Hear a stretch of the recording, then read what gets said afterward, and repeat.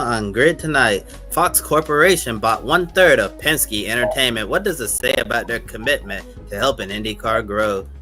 Lamborghini's LMDh program will be on the sidelines in 2026. Will we see the car on track ever again after Road Atlanta?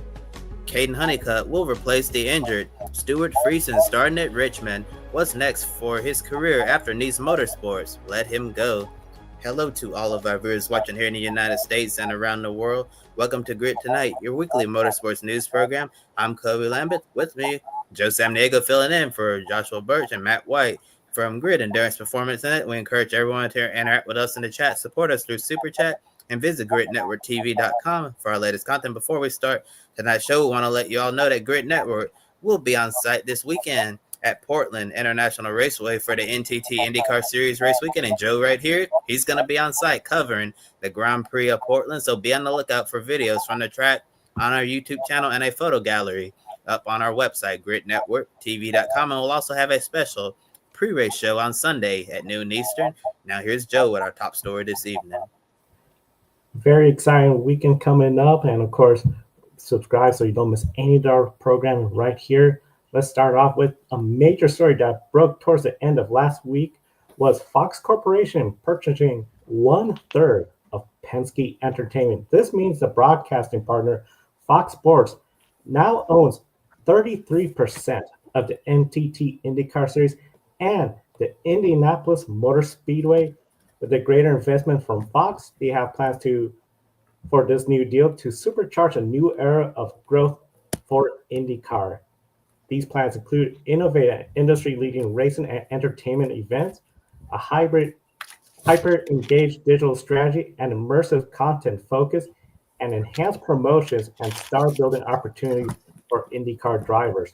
Roger Penske, chairman of Penske Entertainment, said the partnership is built on trust and a shared vision for the future because Fox sees the incredible potential in the sport and wants to play a more active role in the growth of IndyCar, graphic courtesy of Fox Corporation.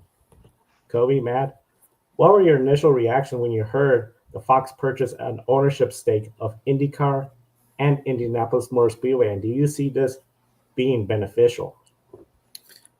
Yeah, I believe this was announced last Thursday, one day after our show, so I had to wait almost an entire week to talk about this. But yeah, I was kind of surprised. I honestly did not see this coming at all. I never thought that IndyCar's, broadcast partner, Fox, would even be interested in purchasing one third of the series. But now they have, I guess, more seats at the table when it comes to decision making. When Roger Penske's in the room making decisions, now Fox will have an even greater say, in the decisions that the NTT IndyCar Series make. It was definitely quite a surprise to see this happen. I think a lot of people were surprised, but it's going to be interesting to see how this will change things moving forward. And, seeing Fox committed, through the 2030 season, I believe now.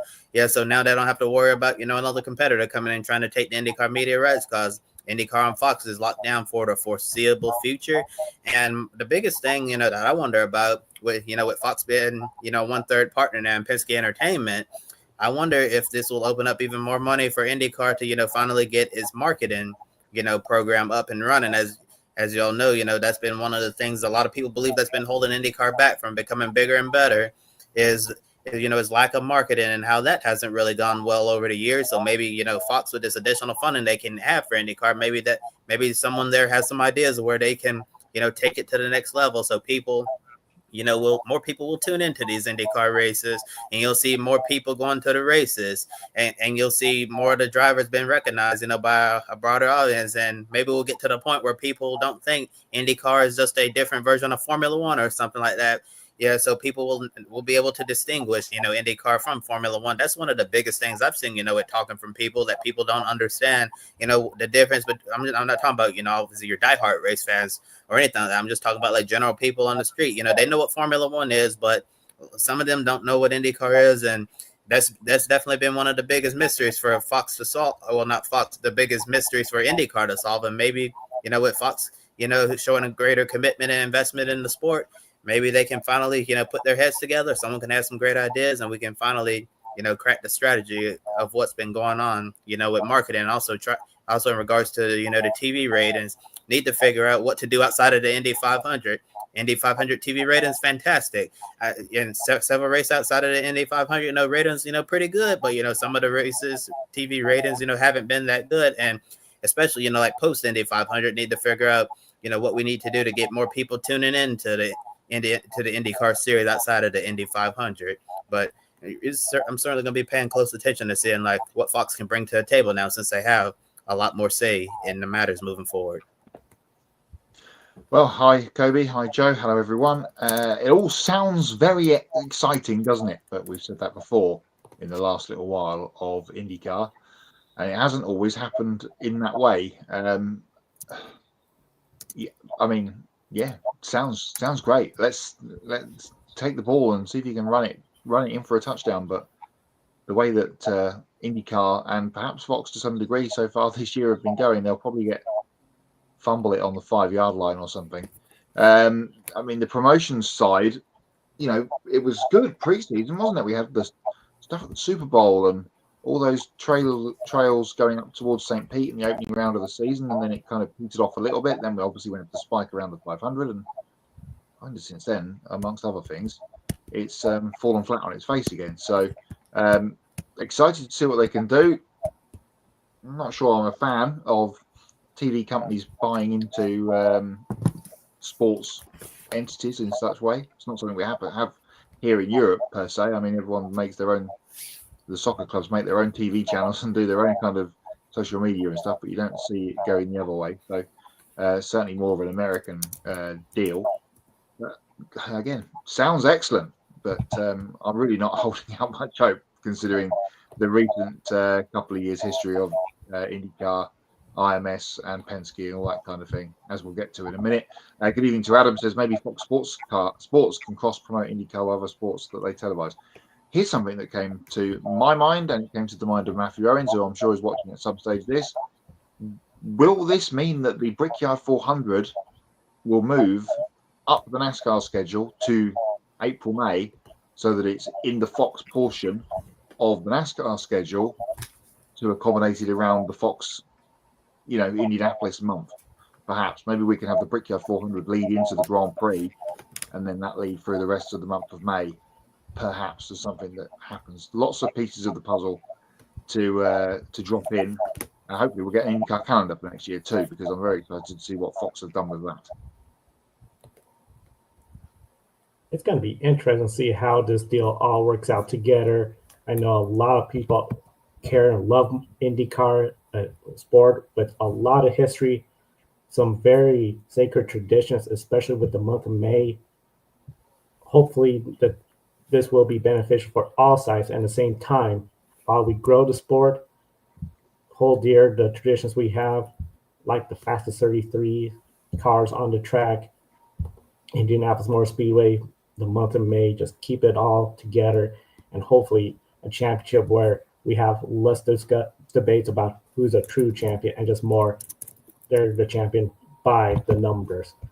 With that said, also with this new deal, Fox Sports media rights deal with IndyCar was extended through the end of the decade.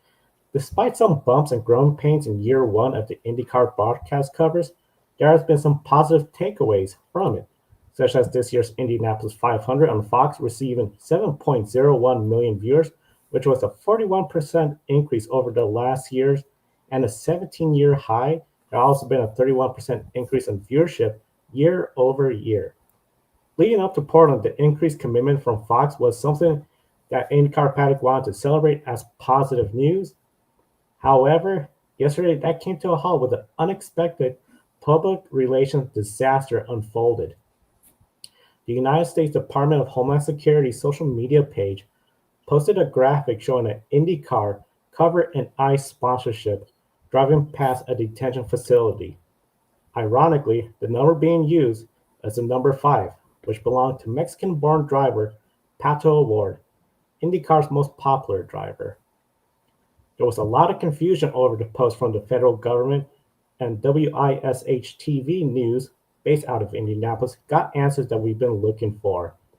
The media outlet reported that the initiative title, Speedway Slammer, is being used by Homeland Security to expand detention space for people arrested by ICE. The additional space will come from the Miami Correctional Facility near the town of Bunker Hill, Indiana, which is about 75 minutes away from the Indianapolis Motor Speedway. We've learned that IndyCar had nothing to do with the Speedway Slammer and released the following statement. Link to the article in the video description below, photo courtesy of Wish TV. The statement reads, Indianapolis Motor Speedway addresses DHS posting Lincoln track imagery to new Speedway Slammer ice facility planned for Indiana. We are unaware of the plans to incorporate our imagery as part of today's announcement. Consistent with our approach to public policy and political issues, we are communicating our preference that our IP, intellectual property, not be utilized moving forward in relation to this matter. To make matters worse, for Roger Penske and his businesses, reports emerged out of Los Angeles this morning about Homeland Security using a Penske truck rental to transport ICE agents. This resulted in a statement here from Penske Truck Rentals. Penske Truck Rentals is aware of recent reports and videos regarding Department of Homeland Security operation in Los Angeles. Penske strictly prohibits the transportation of people in cargo areas of its vehicles under any circumstances. The company was not made aware that its trucks would be used in today's operation and did not authorize this. Penske will reach out to Department of Homeland Security and reinforce its policy to avoid improper use of its vehicles in the future. And of course, that was released today, August 6, 2025. Matt, with IndyCar trying to end the 2025 season on a high, and potentially we could see a championship decided this weekend, how frustrating is it to see this all get caught up in this public relations nightmare? Yes, frustrating is a word. Unsurprising is also another word. Every time there's some good IndyCar news, like the Fox deal that we just talked about, we have all this stuff going on. I mean, clearly that Speedway Slammer, stupid name that is, imagery was done by AI. Just unfortunate. Depending on which way you want to look at it, it's either they're pointing a finger at the Mexican guy with using his number on the car, or it's just unfortunate that they've got the number 5 on it, and that's the way the ball has landed. But that is just completely ridiculous. And if you or I went and rented a Penske truck, van, whatever, and used it in an improper way, we'd get in huge trouble. I don't think they're going to get in much trouble. Let's be honest. They put that out as a statement put out just to cover their own back, but nothing will come down the tubes of the people that have been using it, of course. But yeah, just silly, isn't it? I mean, Roger Penske, I'm sure every 5 minutes his phone's been going off and he's having to reach for the fire extinguisher and put yet out some more flames going around with his name or his series or his speedway attached to it. So it's troublesome times up at Speedway, Indiana for the Penske Corp. And just as you say, Joe, going into a potential championship winning finale this weekend, championship clinching race at Portland at the weekend. It's just a shame that we again have to look at IndyCar in a bad light in this kind of way. And Matt, to your point of nothing really coming from this, Nathan Brown from the Indy Star actually just posted a statement from the Department of Homeland Security, despite the statement that Joe just read about them reaching out, asking them not to use their image for stuff like this. According to Nathan Brown, Department of Homeland Security said they're going to continue to promote the Speedway Slammer. And they also added that an AI-generated image of a car with ice on the side does not violate anyone's intellectual property rights. Any suggestion to the contrary is absurd. So that's the statement there from the Department of Homeland Security. But getting back to the question you asked, Joe, yeah, it is unfortunate. IndyCar got caught up in the middle of this. Through no fault of their own. IndyCar is just minding its business, like you were saying, Matt. The series was really excited, about, this greater commitment from Fox and the future of IndyCar. This is something they wanted to celebrate. And then as Joe added, along with celebrating, this greater commitment from Fox, we could potentially be crowning, an IndyCar champion this weekend, and Alex Palou, something else to get excited about and celebrate the historic season that he's having. But instead, this is going to be at the forefront. This is really weird. It's like IndyCar is allergic to having good news, right? Because anytime we get something positive kind of IndyCar, something else always comes up, to just wash it all away. And I really hate, that such a divisive topic like this is, taken away from what should be some positive momentum heading to the Grand Prix of Portland this weekend. I'm sure, Roger Penske, obviously doesn't want anything to do with this. He wants to, focus on the series and the racing itself instead of, putting out so many different PR fires that's going on right now. I guess the best thing we can hope for that this will just fade away, sooner rather than later, and we can focus on the Grand Prix of Portland later this weekend. Just real unfortunate situation that IndyCar has been caught up in the crossfire here, and they literally had nothing to do with this whatsoever. And Matthew Owens, responding to our last segment, saying that the TV deal was in a monumental, well, not the TV deal, the investment in Penske Entertainment by Fox. You call that monumental sports news, that this is a huge amount of confidence in IndyCar shown by Fox. IndyCar fans should be totally thrilled by this. This is just one of those deals where, as you said, we're coming up to a championship weekend. Of course, Alex Palou was on that Super Bowl ad, historic season. If he wraps up the championship, that's great. But here's the thing, too. Who's the other driver in that championship hub? Pato O'Ward. This could be a big distraction for him because you just know that people are going to be asking questions. What do you think about what's going on with ICE? What do you think is going on about this with the Homeland Security? It's very unfortunate, but it's almost not surprising at this point that the federal government said they're not going to stop using the Speedway Slammer.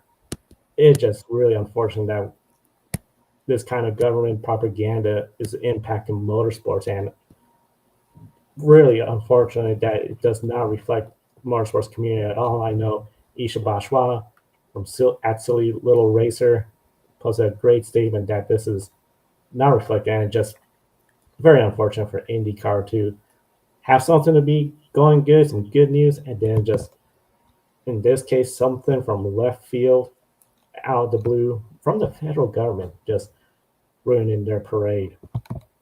That said, let's switch over to our second story, and it comes from the world of sports car racing, and that is involving Lamborghini. Lamborghini is putting its SC63 LMDh program on the sideline for the 2026 sports car racing season.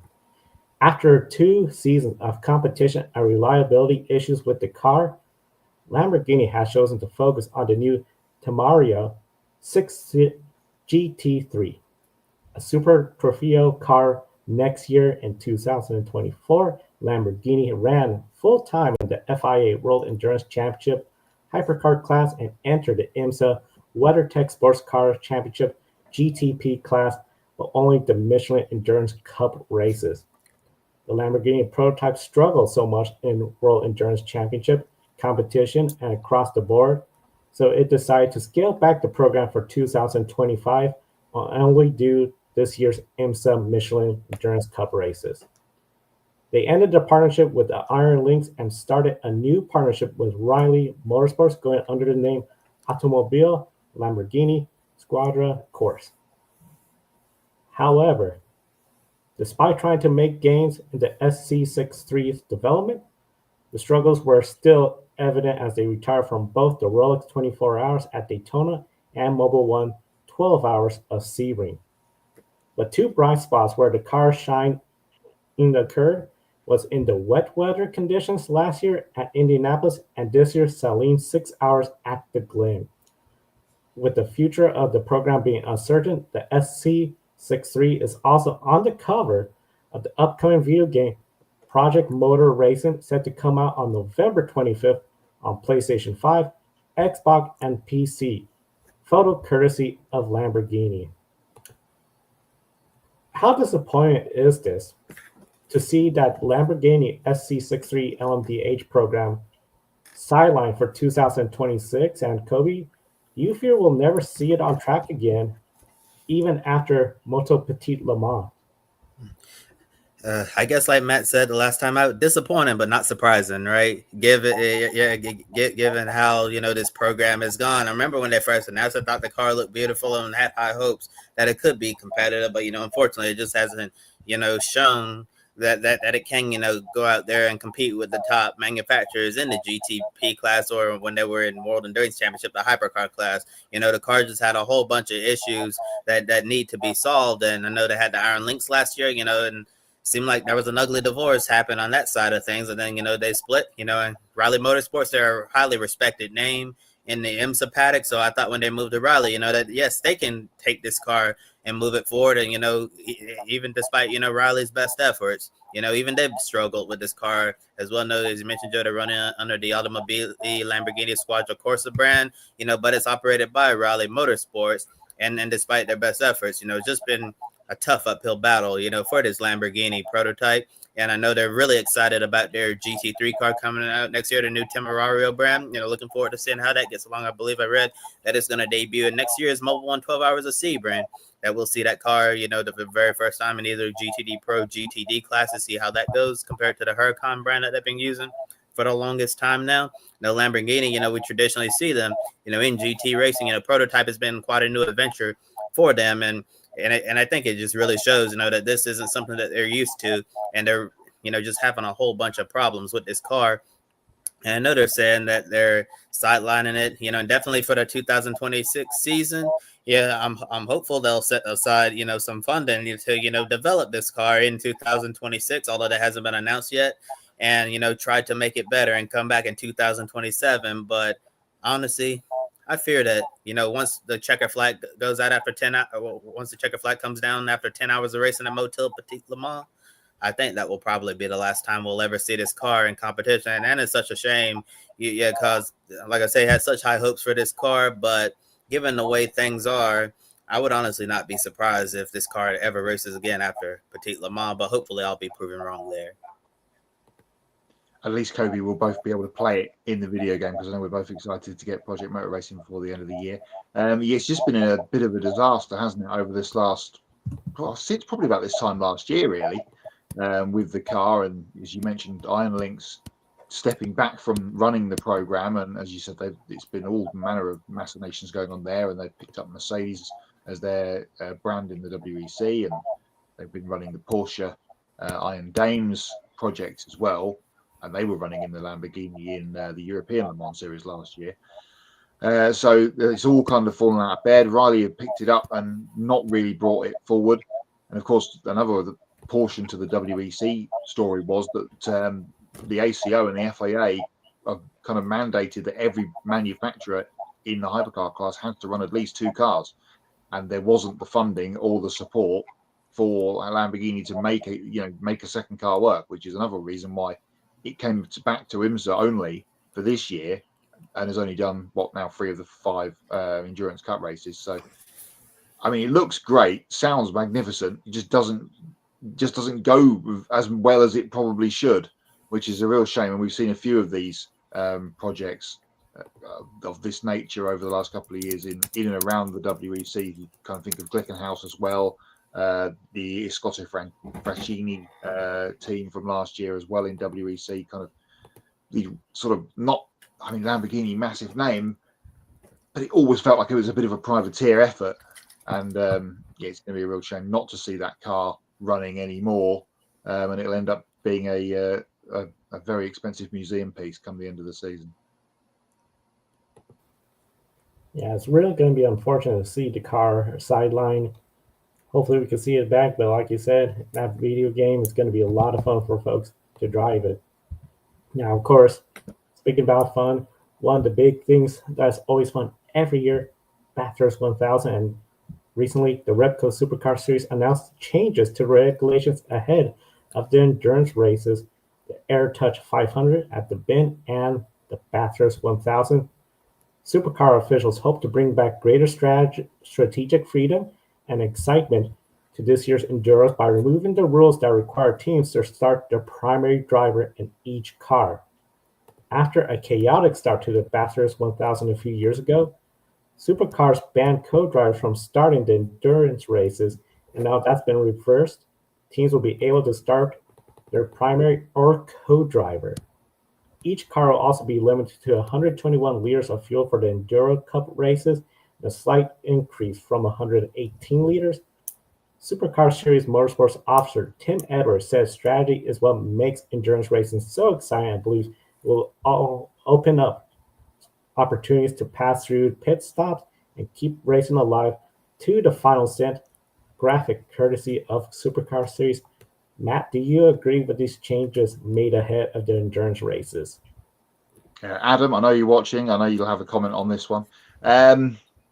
Yeah, well, first of all, I must have missed the press release that it was going to be called the Air Touch race at the Bend, the Air Touch 500. That's passed me by. But kind of good to see this change reversed. As you mentioned, a couple of years ago, we had a bit of a crash fest in the early laps at Bathurst. Wasn't helped by the fact that it was wet at the beginning of the race. And the supercars, I think, wanted their superstar drivers in at the start. It's a 6-hour race. A lot of one of my favorite terms, casual fan, will tune in at the beginning and then come back to the race with 50 laps or 30 odd laps to go to see the end, and that's when the main drivers are in the car.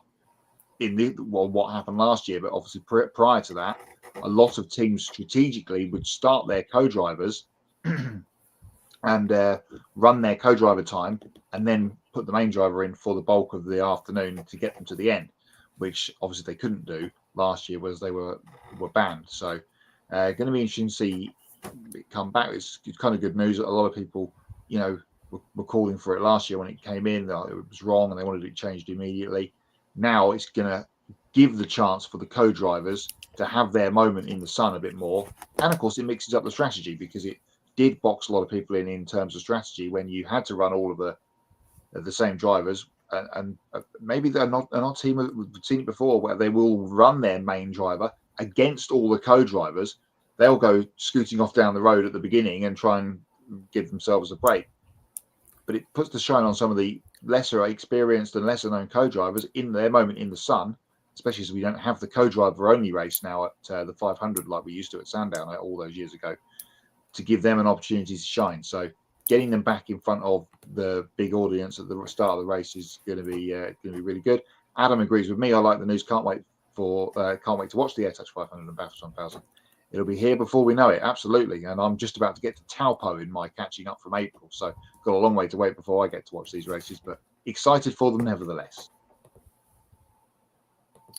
Yeah, I was excited when it's time for the Enduros and Supercars, especially the Bathurst 1000, a great race of Australia. And I don't really have much to add to what you said, Matt. I totally agree. I think that this is a welcome change, and I think last year, with the teams been boxed in with strategy, having to start your co-driver. That's why last year's Bathurst 1000, wasn't particularly the most exciting, because you didn't see teams able to mix it up with strategy or anything like that. It was basically just straightforward racing, and that was that. Lack of strategy. But I certainly think with the with the 121 liters of fuel there, and then you give the teams the freedom of what driver you're going to start. I think that certainly will add more to the equation. Like you say, Matt, these co-drivers, some of these are younger guys, who are trying to make their name in supercars and prove that they deserve to be in the main game full time.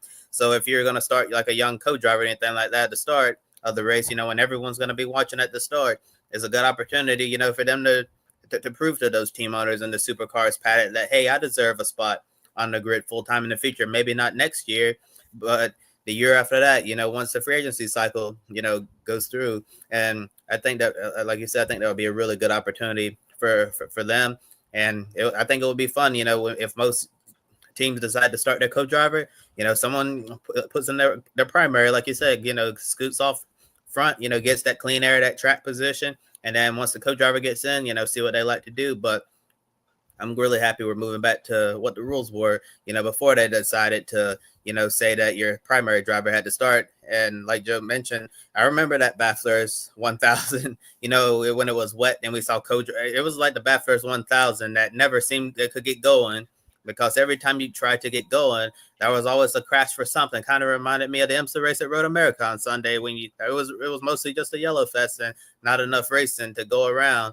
And I think that was a reactionary move by supercars at the time, they were like, yeah, that didn't look good for anyone, so we're going to put our primary drivers in at the start. I mean, I understood the reasoning for that when they made that change, because these guys aren't in this car, at all throughout the year, only until, the lead up to these enduro races. And I believe at the time, the Bathurst 1000 was the only endurance race on the schedule, so we didn't have a second enduro race, to get them ready. So they didn't have much experience in the car during that year. So I did understand the reason at the time, but I'm happy, that they're going to allow the teams to do whatever they want moving forward, because we might actually see some interesting strategy this year instead of what we saw last year, which was lack of strategy.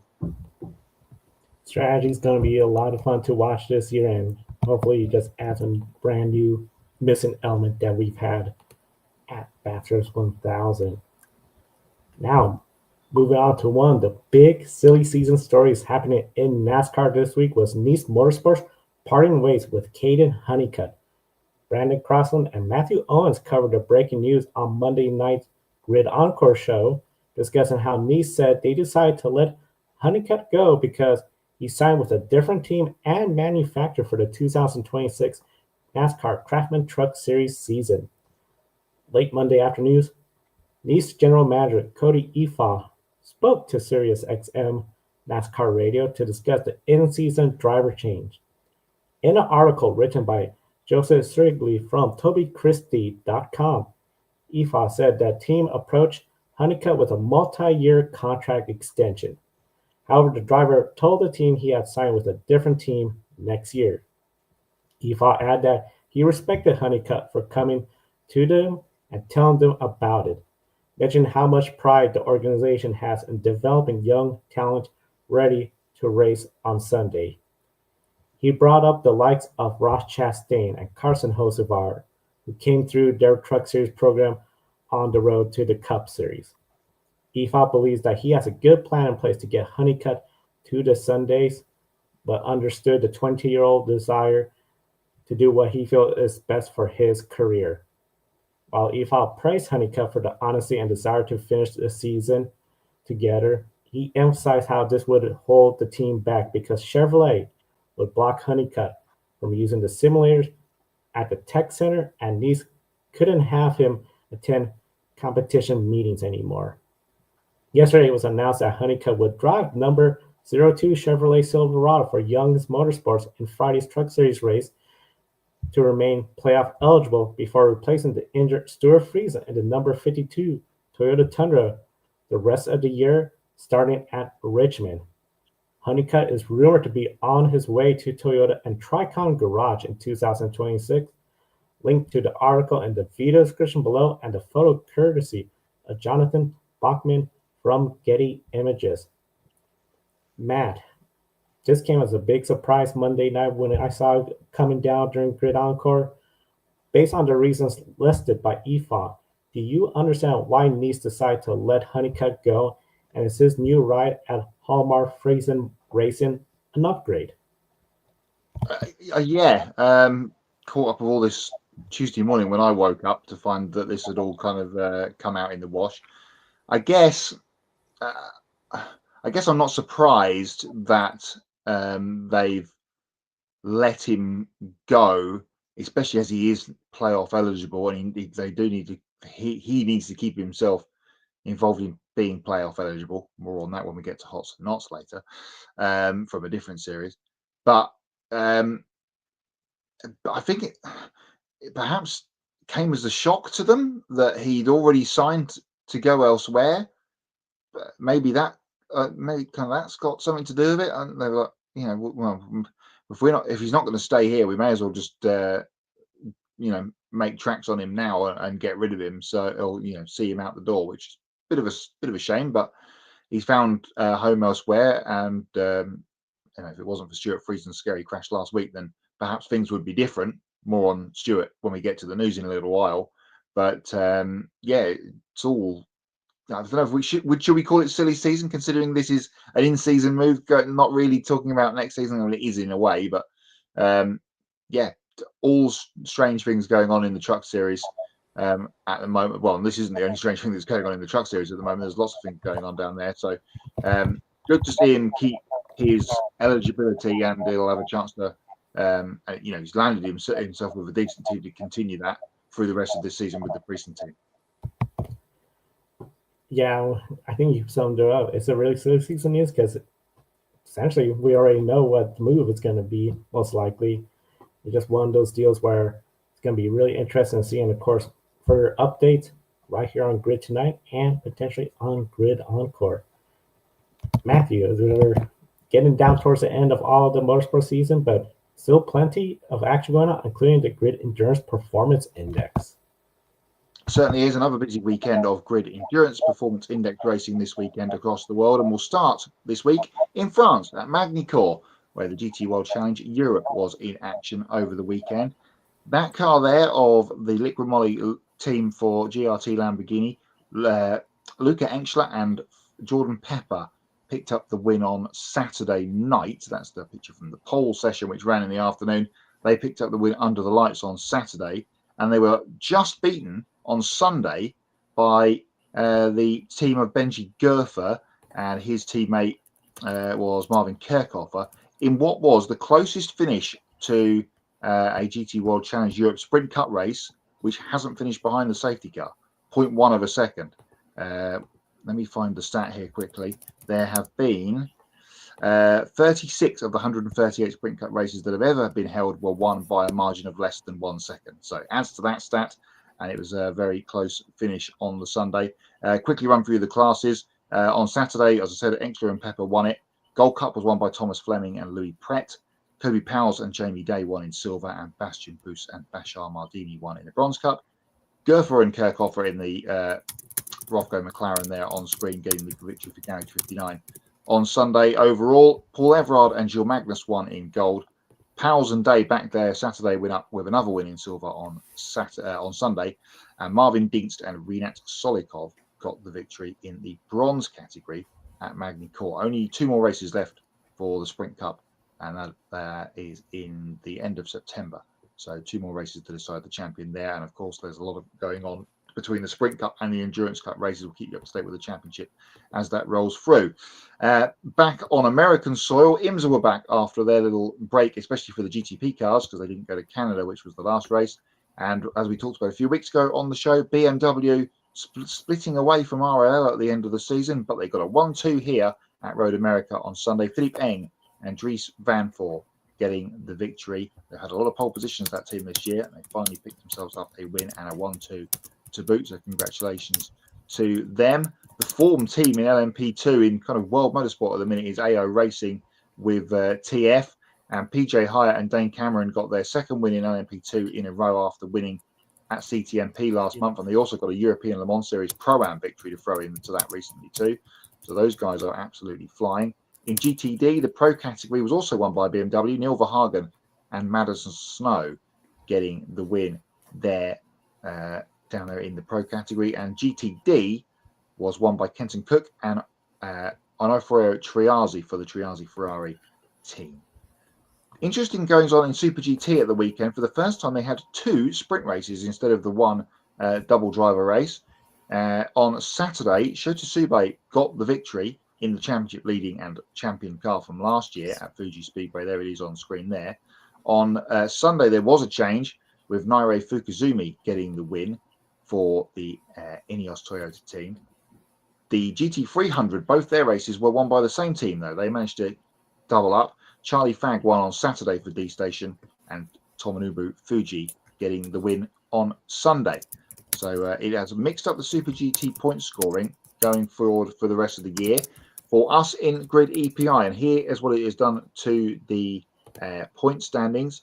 Shota Tsube now has split away from his teammate Kenta Yamashita. He came second in that Sunday race, which is why the point score between those guys, which was the same, is now different, which is kind of nice because that means we perhaps will not have a dual winner of the Grid EPI for this year. So Shota Tsube goes to the top. And in Shota Tsube news, he is going to be driving the Haas F1 car today in Japan, tomorrow if you're in America, over the next few hours at Fuji Speedway. We had Ryo Hirakawa driving it yesterday. Shota Tsube will get his first F1 experience today in the Haas F1 car as part of their Toyota tie-up. Former leaders of the Grid EPI, Felipe Nasr and Nick Tandy, had a terrible day at Road America, and they've slipped down to 9th and 10th overall in grid EPI after a non-score at the weekend. Still the Belgian influx there amongst the top 8 as the grid EPI rolls on. This weekend we have just the 2 races. There's the top 50 as it stands through week 19 on your screen. Just the 2 races to talk about on this show, on the show next week, and they come from the Nürburgring, where the DTM lands for its traditional summer date on the short loop, the shorter version of the Grand Prix loop at the weekend at the Nürburgring. So we'll bring you the results from those. Photos given this segment courtesy of Super GT, IMSA, and of SRO. And Grid EPI Week 20 will be DTM heavy this week, and we'll bring you the scores on it on the show next week. Now time to hand over to Kobe. Plenty more headlines from the week in motorsport. Thanks, Matt. Time for some more motorsports news from around the world. The 2026 World Rally Championship schedule was released towards the end of last week, and once again, the season kicks off with Rally Automobile Monte Carlo January 22nd through 25th with a street stage set for downtown Monte Carlo on that Saturday evening. Rally Sweden and Safari Rally Kenya return to their early season slots, with Rally Croatia making a return to the schedule April 9th through 12th. This will replace the Central European Rally. We'll also see Rally Italia move back to October 1st through 4th, and Rally Japan move up to May 28th through 31st. The 2026 season will conclude with Rally Saudi Arabia on November 12th through 15th. And Racer.com also reported the possibility of a WRC round in the United States as soon as 2027, and the location of a potential American rally would be in Chattanooga, Tennessee, through the Cherokee National Forest, which already has Tennessee native Brandon Crossland from Grid Encore excited about the possibility of rally racing literally in his backyard. But regarding the 2026 schedule, WRC promoter, managing director Jonas Seibel said this calendar was built with purpose and reflects the feedback they received from teams, drivers, and stakeholders. Graphic courtesy of World Rally Championship. And Matt just talked about them. Following the split with Ray Hall, Letterman, Lanigan Racing at the end of the year in IMSA, BMW has reassured its long-term commitment to its BMW M-V8 hybrid prototype program. And in a statement, BMW said the course is set for them to remain in the IMSA WeatherTech Sports Car Championships GTP class and the FIA World Endurance Championships Hypercar class for years to come. They also celebrated 17 years together with RL, noting how they now have 25 wins after Road America last weekend and over 100 podium finishes. And during the first 14 years of their partnership, RLL fielded BMW entries in GT racing with models such as the BMW M3 GT3, BMW Z4 GTLM, BMW M6 GTLM, BMW M8 GTE, and the BMW M4 GT3. 2023 was the first year RLL stepped up to prototype racing and fielded the BMW M-V8 hybrid. We saw them win the Salem 6 Hours of Glen in year 1 and last year at Indianapolis. Although they're not up there fighting with the Porsche Penske Motorsport teammates in the GTP title race, BMW M Team RLL has enjoyed a successful 2025 IMSA season, as Max already said, that started off the year with 4 consecutive poles with Dries Van Thor. Then last weekend's race at Road America, they won with Van Thor and Philip Ing sharing a number 24 BMW. And BMW hasn't stated what its IMSA program will look like in 2026, but rumors continue to swirl about Team WRT taking over this program alongside its current WC campaign. Head of BMW M Motorsport, Andreas Roos, thanked RLL for 17 fantastic years together and explain how they're revising their current IMSA program as they continue to the race for overall wins on both sides of the pond.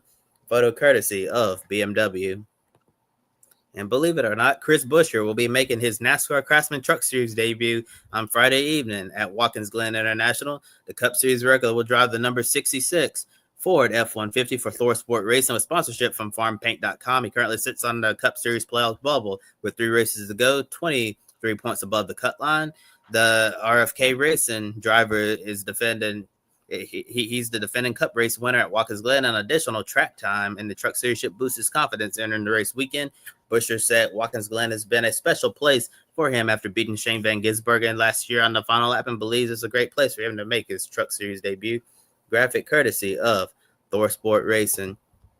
2022 USF 2000 champion Michael D'Orlando will return to Indy Next competition this weekend at Portland International Raceway. He'll drive the number 3 Dallara for Andretti Cape for the final 3 races of the 2025 season at Portland, Milwaukee, and Nashville. D'Orlando ran the first few races of last year's Indy next season before a lack of funding ended his 2024 campaign. Now he's back and looking to show why he deserves to be on the grid full-time. D'Orlando said they've been working hard all year to get him back in the seat and thanked Rising Star Priority Sports, Focus Project Management, and Andretti Cape for the opportunity, graphic courtesy of Indy Next. And yesterday, NASCAR and iRacing announced the full Cup Series driver roster for the new console racing video game, NASCAR 25.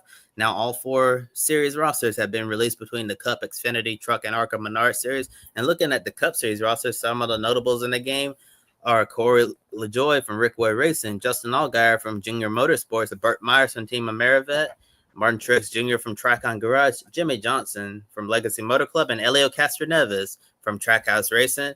NASCAR 25 comes out on PlayStation 5 and Xbox on October 14th with PC via Steam at a later date. Graphic courtesy of NASCAR, and some last minute stories that came through right before we come on the air.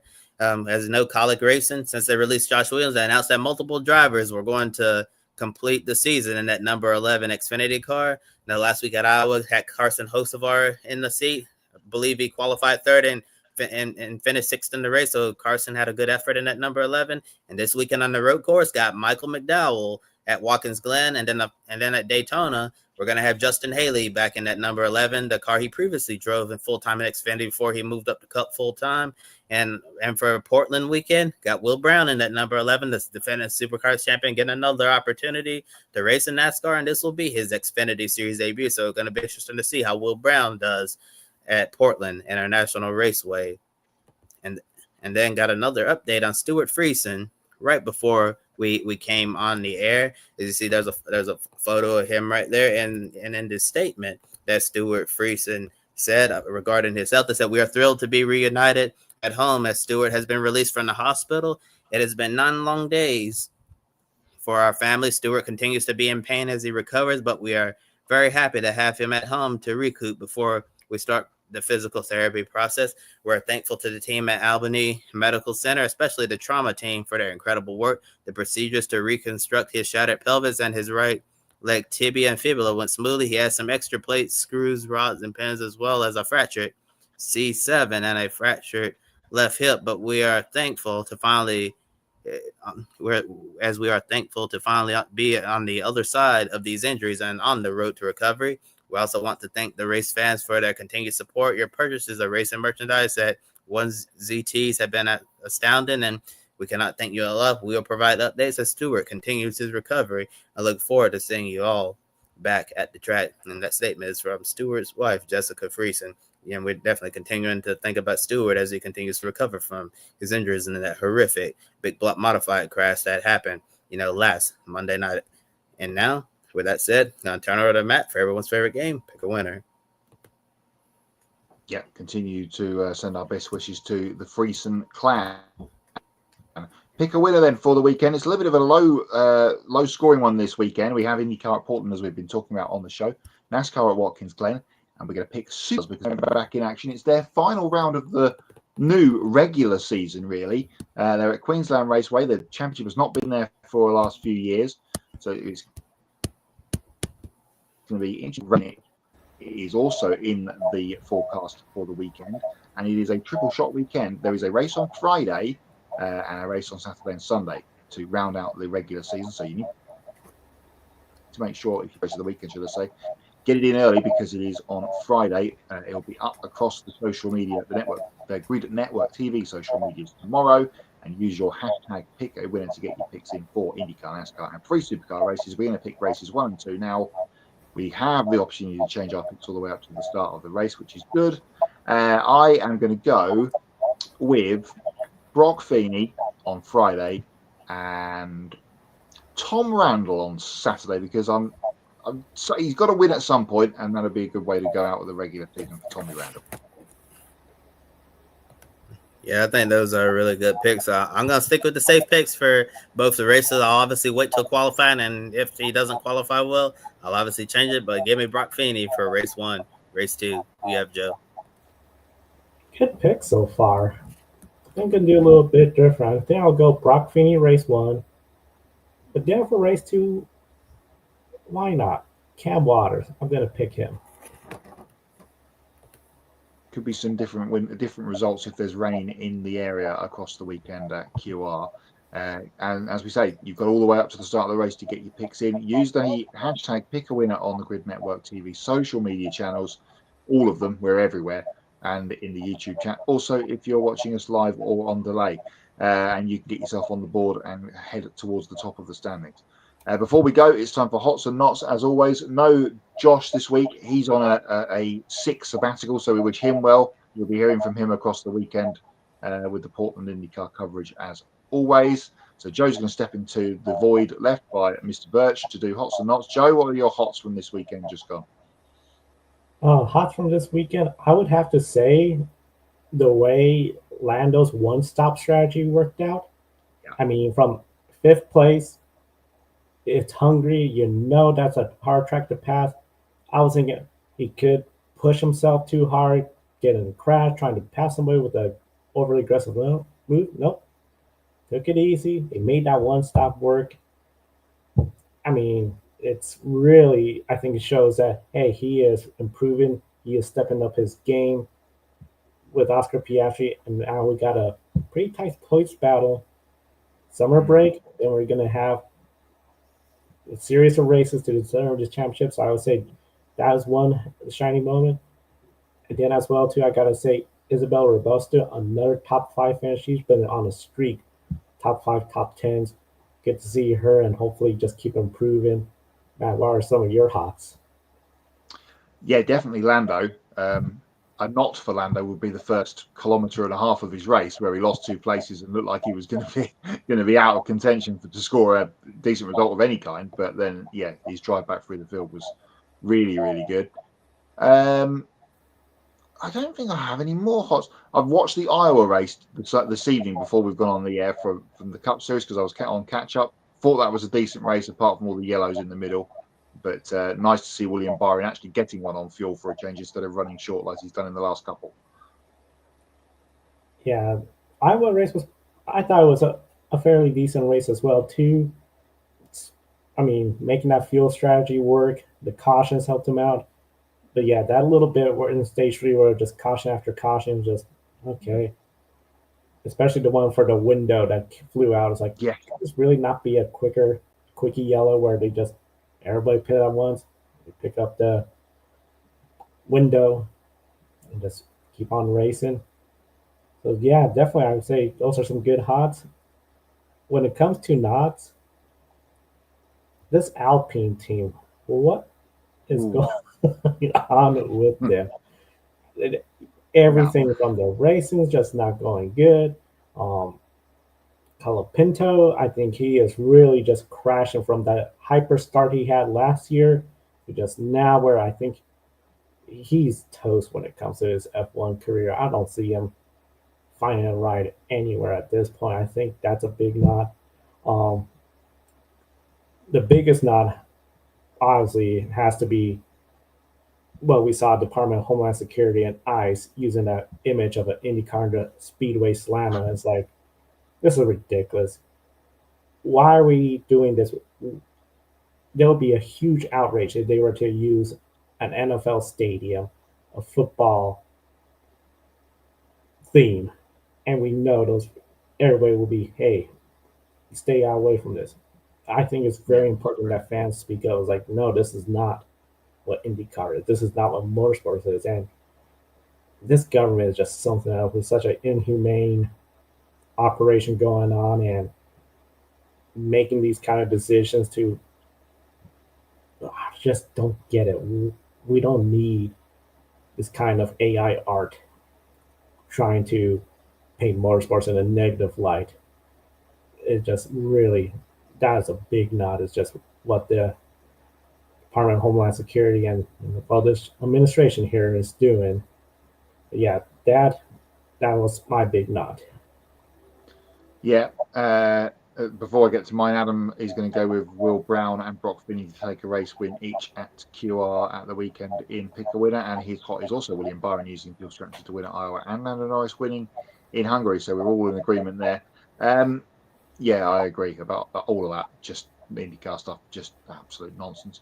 My not, I'm not surprised that this has come up, but as soon as it was announced this morning, it did make me shake my head and question what are we doing, which is the Austin Hill thing, which we talked about at length last week on the show, week before, I can't even remember now. It's all again rolled into one.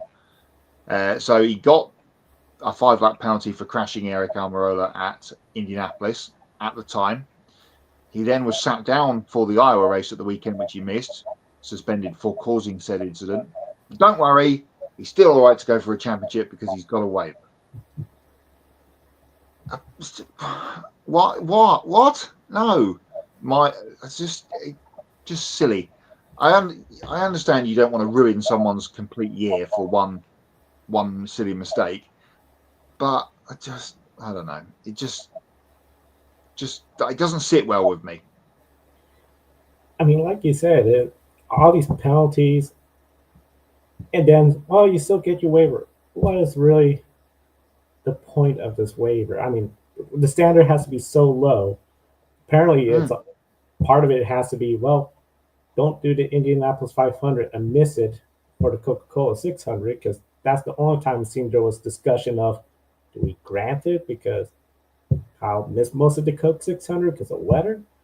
But if you wreck somebody really hard, get suspended for a race, get held 5 laps, and lose all your playoff points, you're still good to get a waiver. It's just madness. Why do we even have this waiver rule? I could understand for just medical only, but that point is medical.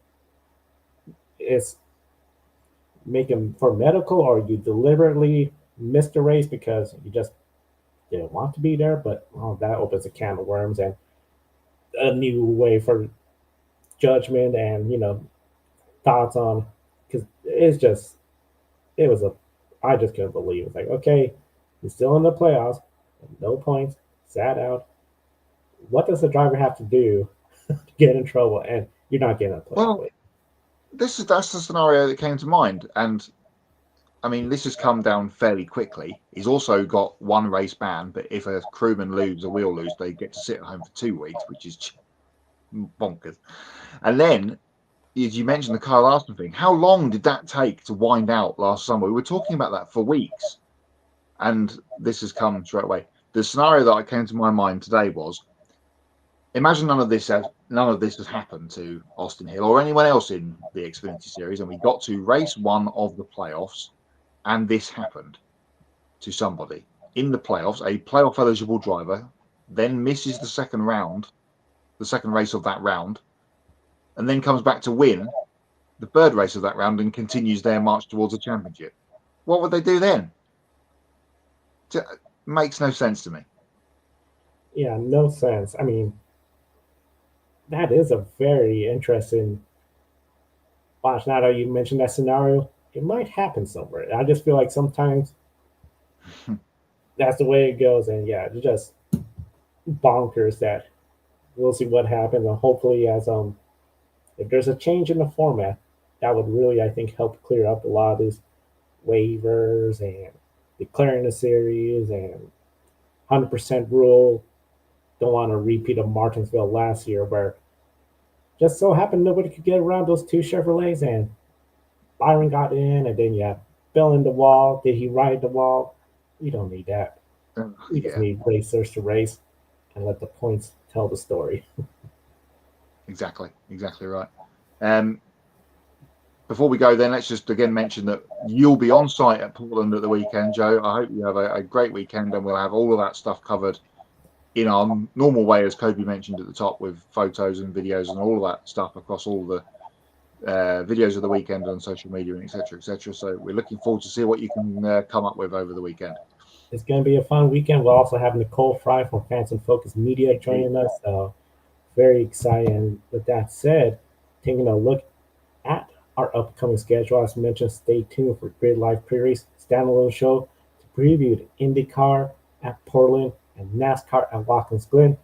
Sunday, Grid Life wrap up approximately 90 minutes following the conclusion of the NASCAR Cup Series and NTT IndyCar Series races.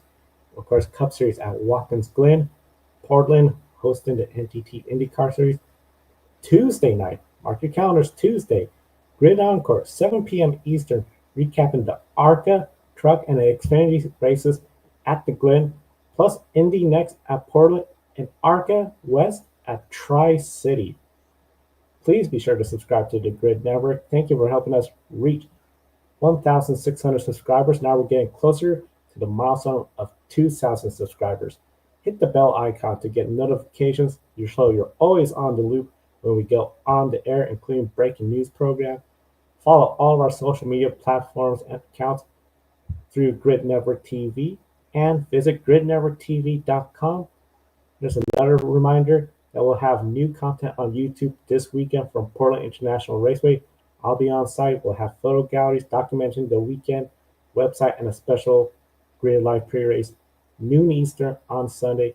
You can find it already on our YouTube page. Just go there, hit that bell icon so that way you're notified when we go on the air. And of course, take 5 minutes to invest in the Grid Network through Patreon, link in the video description to join Colin, Mark, Michelle, Robin, David, and Matthew, who invest each month in the Grid Network. We encourage you to join those fine folks who keep us on the air. And once we hit $500 per month, we can afford to send our team to more different tracks across the globe and continue growing our media outlet. Link in the video description. And if you want to do a one-time contribution, click the Buy Me a Coffee link, get your name on the leaderboard, and invest as much as you want. Considering buying a specific on-air person a cup of coffee, they'll thank you the next time they go on the air. So a lot of ways you can invest and support the Grid Network right here. For Kobe Landon, Matthew White from the Grid Endurance Performance Index, I'm Joe San Diego. Thank you for watching, and we'll see you next time.